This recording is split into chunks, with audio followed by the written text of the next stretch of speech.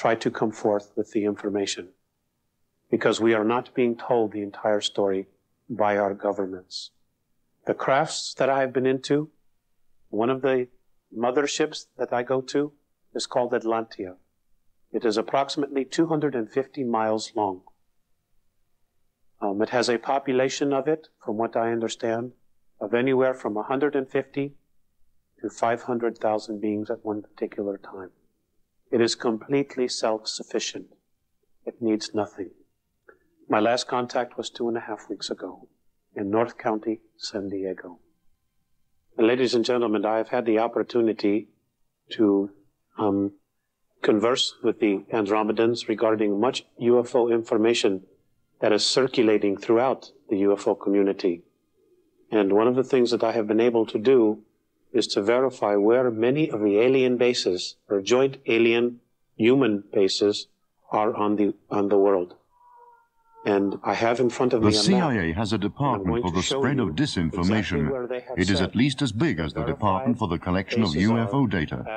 The CIA makes it difficult to distinguish between genuine and false information about cooperation between itself and UFOs and about its secret bases. UFO investigators are, however, stationed in the areas where there is much UFO activity. Iran, in the middle of the Iranian desert. Tibet, high in the mountains of the Himalayas. Narvik, in Scandinavia, near a military base. Africa, there are 2 in Egypt.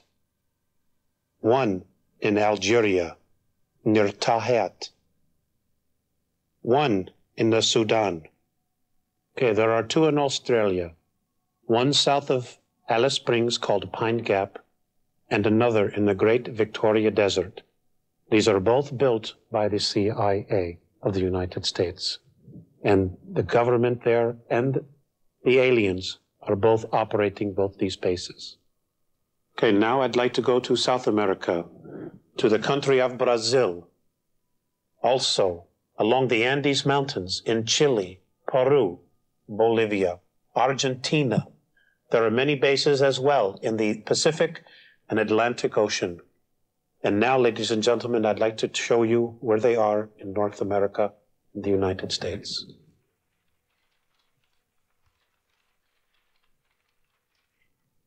State of Montana, Red Mountain.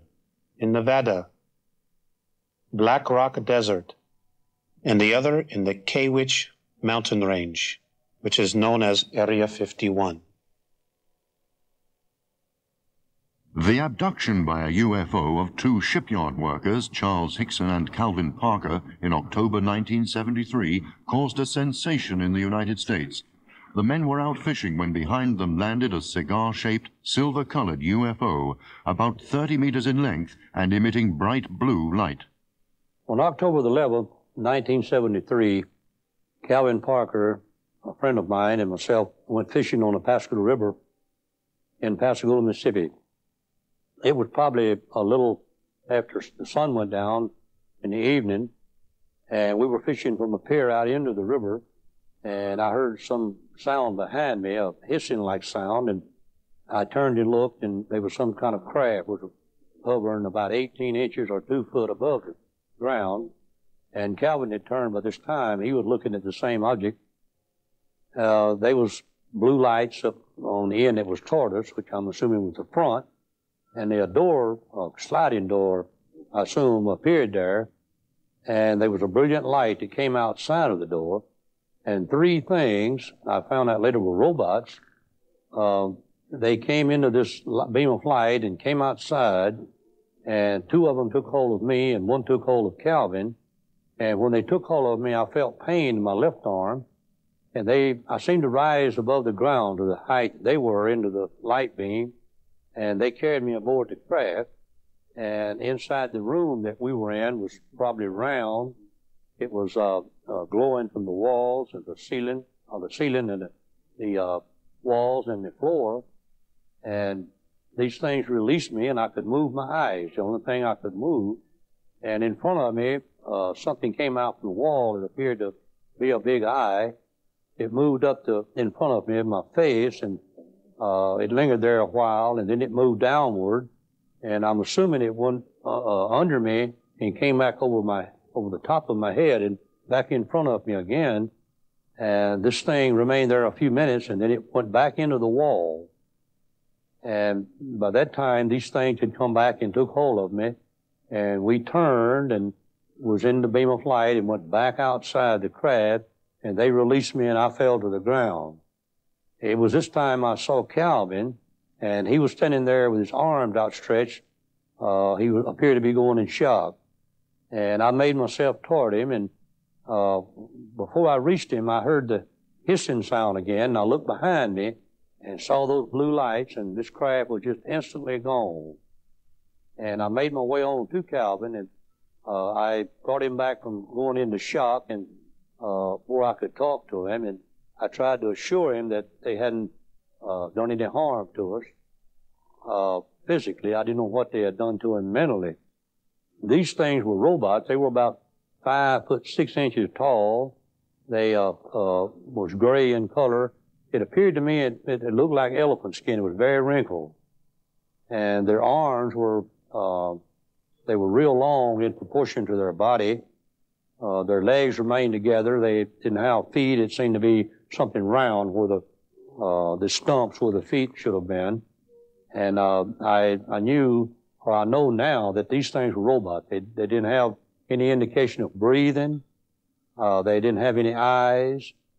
Then I found out later under deep hypnosis that there's a window to the left of that area where the eye came from in the wall, and they were living beings in that, looking through that window at me. I don't think they could come out into this atmosphere, and they had the rowboats out there to examine me.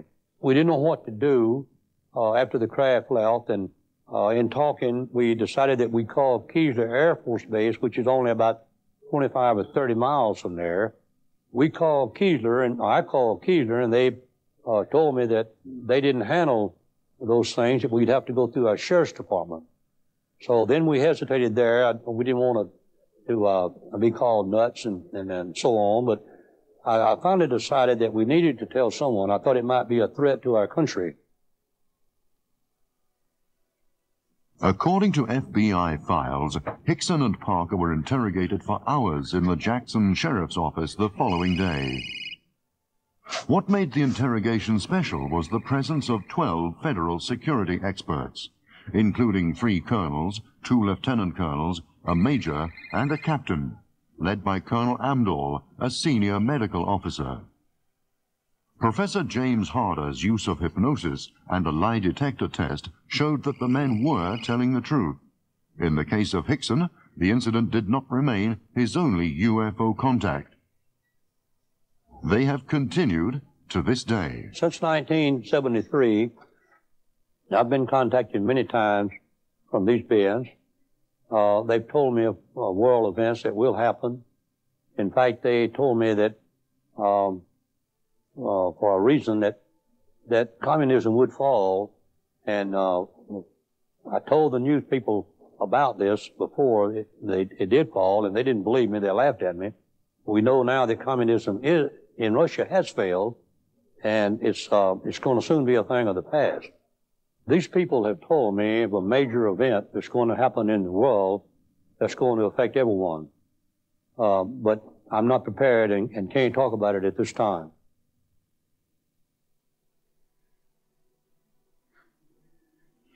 Hundreds of UFO cases have been reported in Scandinavia.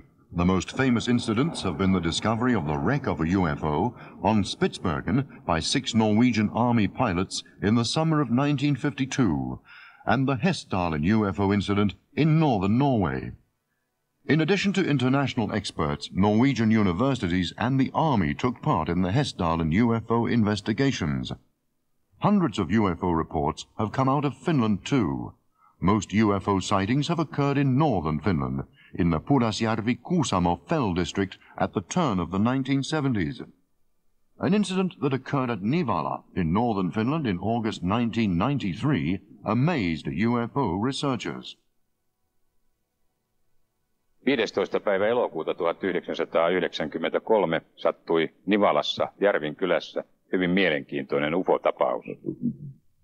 Vuonna 1920 syntynyt nainen havaitsi takapihalle antavasta ikkunasta loimottavan tulenpunaista valoa. Hän meni katsomaan tästä ikkunasta ja havaitsi, että tämän pallon tilalle ilmaantui kolminurkkainen huone, jossa ei ollut lainkaan kattoa. Huone leijui ilmassa ja sen molemmille laidoille ilmestyivät tikanrappuset. Huonetta valaistiin valtavan voimakkailla valonheittäjiä, joita oli katossa metrin välein. Miehellä oli pieni kori vasemmassa kyynärtaipeessaan. Miehet alkoivat liikkua kuin nopeutetussa filmissä, keräten maasta näytteitä. Lopulta miehet saivat työnsä päätökseen, huone katosi ja pallo suureni. Kun pallo oli saavuttanut entiset mittansa, se katosi. UFO-tutkijat lähestyvät tätä tapausta hologrammitekniikkaa käyttäen, koska tuo havainto tehtiin huoneen kaksiruutuisen ikkunan ainoastaan toisesta ruudusta. Tarkoitus on käyttää apuna Oulun yliopiston professoroita sekä psykologeja. Niinkö, minut herätettiin yöllä. Uutiset kuunneltiin 10 aikana ja yöllä tuli joku, kun minä nukun oikealla kyljellä. Otettiin vasemmasta olkapäästä kiinni. Ja joku sanoi minulle, että vähän ravisteli olkapäästä ja sanoi, että herää.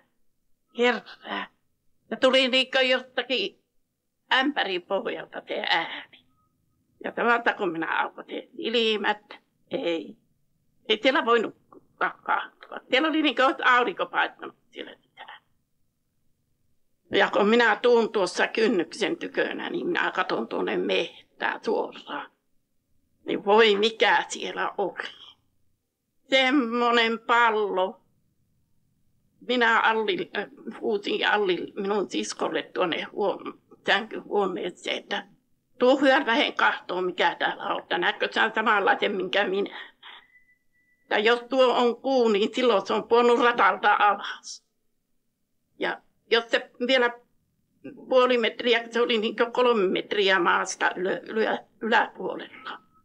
Jos se vielä puoli metriä laskeentuu, niin se maavetovoima vettää ja silloin me ollaan räjähtänyt. Ja meitä ei ole varmaan aamulla yllällä enää, eikä meitä taida täällä enää ollakaan. Mä sanoin siskolle sitten, kun siltä niin rupesi nukuttamaan, se 10 minuuttia siinä kahton.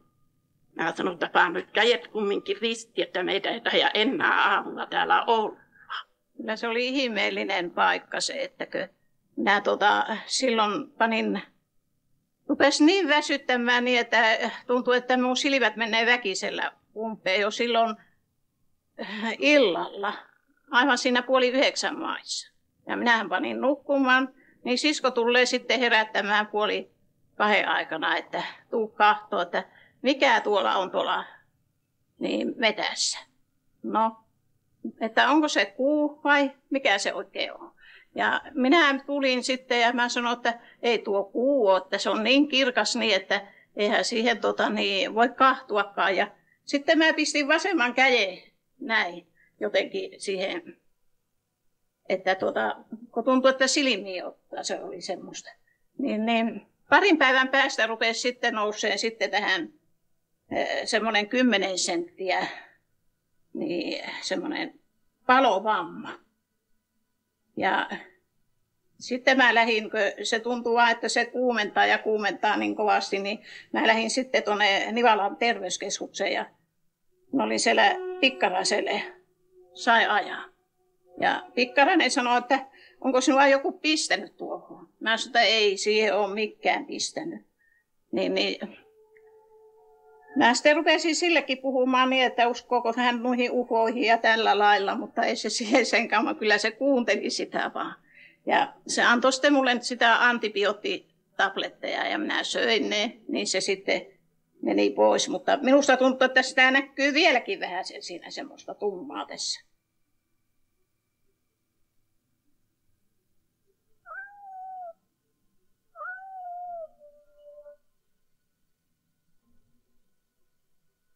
One remarkable feature linked to UFOs is the mutilation of cattle. Thousands of animals who have died in a strange manner have been found in various parts of the world. Unusual light phenomena have been observed in the areas concerned. The mutilation of cattle has been studied particularly closely in the United States. Incredibly skillful surgical procedures have been used to remove, for example, an eye, an ear, a tongue, or very thin lip membrane. Internal organs have been removed through tiny surgical incisions. Animals have been bled dry in a way that the researchers find incomprehensible. Reports of dissections have come from the United States, Brazil, Great Britain, and Puerto Rico. Concerning cattle mutilations and this sort of thing in the United States, one of the things I found in the meteorological reports back in the 18th century, in United States meteorological reports, from time to time, and there were falls, strange falls of different kinds of insects and animals and things like this, and so on, birds and so on, in massive falls in different places in the U.S. One of the things that I found that quite disturbed me was in several of the falls, not all of them certainly, but in several of them, that some of the meat had actually been sliced literally by a machine, according to the reports that I read. One of the things that disturbed me more than anything is that some of the falls were not animal mutilation or animal parts at all. It in fact was human parts that they were finding. That upset me to some degree. It raised a lot of questions about that sort of thing. I also found out that there was a brilliant doctor that realized that if cattle mutilations are going on, why not turn a black light on whenever we're running cattle through a chute and see if any of them have been marked or anything? He did, and apparently found some that were marked. I took that same idea, hopscotched off of his, and found a little portable black light that I could carry with me when I worked with abductees. You pull out a little black light, just kind of turn the lights down real low, and turn on this black light and go over their arms, their neck, their face, particularly behind their ears, and certain places where you'd normally find implants on other abductees, or if they've had shots or anything. Many times the aliens are actually using phosphorescent chemicals whenever they're injecting someone, and this will show up under a black light. This is the kind of tool we use to detect this sort of thing. Oftentimes you'll find other things like a splattering of radium, like if it were in a powder form, splattered into their hands. It'll be very brilliant. This will not be hard to find. This will be very clear. I found a Mandelbrot set on a lady's arm that indicated to me that that thing was apparently drawn there by someone else. She had no idea. Of course, this doesn't show up in regular light, only under black light. These, you'll also find once in a great while strange formations, almost like crop circle drawn designs on these people. I do not know how they get there. Most of them are blue or a bright green, like on a black light a picture that you might shine a black light on. They'll be that brilliant. It'll be very easy to see. Some of them are actually orange. I found one the other day was orange. We were taking samples of these and trying to find out where these chemicals are actually coming from. The Hopi Indians regard themselves as the first inhabitants of the Americas. A bright star led them to the land where they settled. The Hopi now say that the star was a flying saucer, piloted by beings they call kachinas, regarded in their religion as demigods. South America is called the continent of UFOs, where more than 30,000 UFO sightings have been made. Most of the UFO reports have come from Brazil, Argentina, Peru, and Venezuela, countries linked by the Andes Mountains. There are claims that the UFOs have secret bases hidden away in the mountains. Most of the photographs of UFOs have been taken in South America. According to researchers, South American states have top-secret information which they pass on to the CIA in the United States. Yeah, definitely the Brazilian government is hiding information about UFO sightings and contacts. And I would say more. I'd say that half of the governments in all over the world knows a lot about UFOs, and they're hiding information about them, of course. Some governments adopt a more liberal position, a more liberal status, and release information, like France, like some ministries of China and Argentina and Belgium. We have published information about several operations involving the military personnel from the aeronautics, Brazilian Air Force. Sometimes just making night surveillance in Amazon, and in other times even chasing UFOs with jets, like it happens in Brazil. Because what happens, like it happens in the States, I mean, because what happens is that our government collaborated to the US government for quite 30 years in the past. And they, of course, the government of the United States have a strict policy about UFO stuff, about UFO sightings, about how to report it.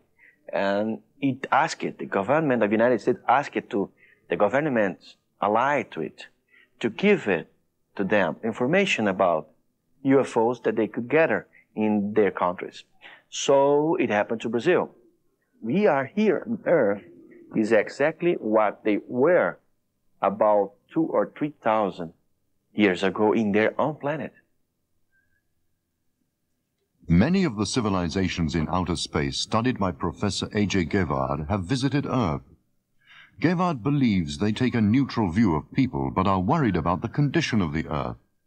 The reports of people being abducted and of genetic testing have taken on a new feature in Brazil. Samples of human organs and tissue have been taken as if from cattle. Medical science does not know the instruments used to carry out the unbelievably precise surgical operations. We have reported about 20 to 25 cases in which UFOs approaching their witnesses just attack them for no reason. And sometimes these attacks result in death of the victims. And there's a very special case that we are focusing our attention in the last 6 months, which is the first case ever reported in the world of a human mutilation by extraterrestrial. This case is very, very ugly. It's a case that must be shown because it's real, but it's also a case that shocked people. The case happened, a man was found about 48 hours after his death with several wounds, cuts in the body, and with removal of many vital organs. We have connected this case to mutilations of animals that happen for 40 years all over the world and are made by extraterrestrial. Of 12 other different cases in which people have been found with similar cuts and wounds all over their bodies in different locations in only 5 years. Secret documents reveal that women between the ages of 17 and 30 have been the most frequent targets of kidnappings and of egg cell and fetus tests. The abducted women have seen hundreds of fetuses inside UFOs at different stages of development, ranging from 3 to 9 months. Extraterrestrial beings have seized pregnant women and removed their fetuses. Virgins have become pregnant, their pregnancies terminating with the disappearance of the fetus. Certainly the aliens have demonstrated in many abduction cases an interest in human reproduction. That does not mean automatically that every lost fetus was taken by an alien.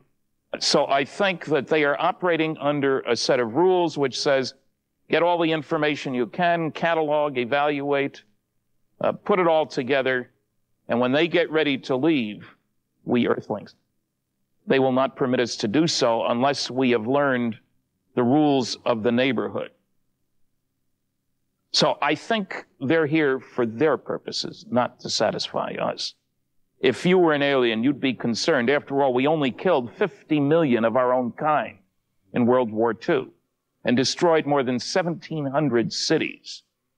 You certainly wouldn't want Earthlings going out with that kind of an attitude. Just think for a minute. Last year, the countries on this planet spent $1 trillion US on things military. And yet every single day of the year, 35,000 children died needlessly from preventable starvation and preventable disease. If that isn't an indication that we have our priorities mixed up, I don't know what is. So if I were an alien, I'd be concerned about Earthlings too. That's why I do what I'm doing. That's why I've spoken at 600 colleges and 100 professional groups in 50 states and 9 of 10 Canadian provinces. There is a need for the world to be awakened, to be educated, to take a new view of how we should behave and where we fit in the universe. The time is now. Close encounters of the fifth kind refers to a type of human-initiated contact with extraterrestrial intelligence. This concept was popularized by Dr. Stephen M. Greer, founder of the Center for the Study of Extraterrestrial Intelligence, and is often associated with the CE5 protocols he developed for initiating contact with extraterrestrial beings. In the classification of close encounters, the fifth kind specifically donates instances where humans actively attempt to communicate with extraterrestrial intelligence, rather than just observing or experiencing their presence as in the earlier kinds. The picture you see above reflects an alien being image taken while Dr. Greer and his team initiated CE5 protocol at his Oracle event.